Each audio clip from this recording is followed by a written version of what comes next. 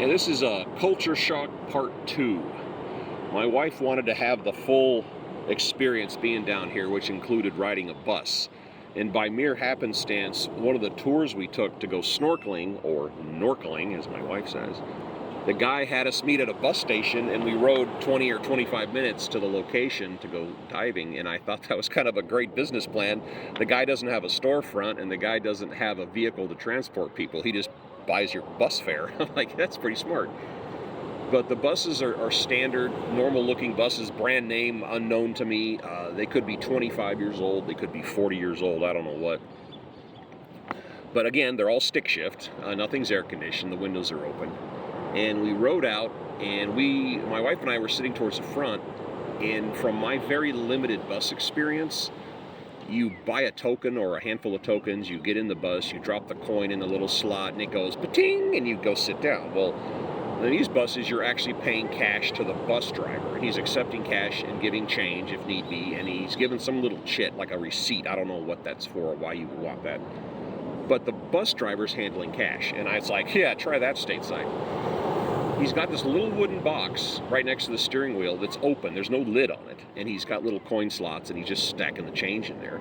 And there's just a pile of money. And at one point, he actually got out of the bus and got out and was talking to somebody, got back in again. And nobody bothers him. Nobody bothers the money. There's no threat of anybody's trying to steal from him or do anything. And I thought that was refreshing. And occasionally, he would scoop up change, and he poured it into some kind of container. I could hear it. I couldn't see it. But he was like, thinning out the herd a little bit.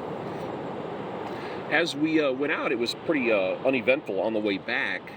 That's where everything changed. In my brain, the way a bus works is you get in, and people get in, people get out. Well, going back into town, everybody was getting in, nobody was getting out. So we started with like 20 people, and by the time we got into town, we had, 55 on this one ancient bus, all standing room only. And there's a door in the front, and there's a door in the back. And as we started to fill up, I kept getting pushed further and further back. My wife was sitting, and the guy next to me all of a sudden has money in his hand, and he handed it to the woman next to him, and I thought, okay, this is his wife or his girlfriend or family or something. I didn't think much of it. And then we go to the next stop, and the door's open, and the door's closed, and that same guy is handing money to the woman next to him again, and I'm looking at this going, okay, what's going on? What's happening is people are getting in the back of the bus behind a wall of bodies. They can't go pay their fare. I don't even know if the bus driver knows they're in the bus. I mean, that's how far back it is and how crowded it is. So what people do is literally hand cash to a stranger, and the stranger hands it up forward all the way to the bus driver, and then your change and or your receipt works its way back to the rear, and the guy gets his change back. And this goes on all the time. Could you imagine giving a handful of cash to a stranger in a crowd and watching your money disappear and then having your change come back?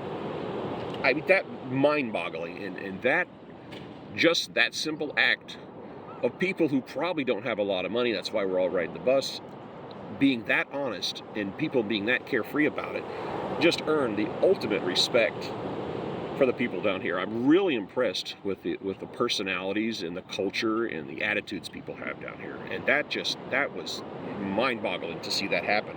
And it happened 3 or 4 more times during that ride. Money moving forward, money coming back. 10 people are touching your money, and I thought that was awesome. Just the honesty with the money, but the honesty of the person getting on the bus. I mean, the bus driver probably doesn't even know the guy's back there. There's too much going on. He's got those back doors, and that really impressed me. And the wife and I are really enjoying ourselves down here. If you get the chance to travel to Puerto Vallarta, come down here. And I can't speak of the whole city, but the romantic zone is a wonderful place. It's got a cool vibe, and we're really enjoying ourselves. Take care.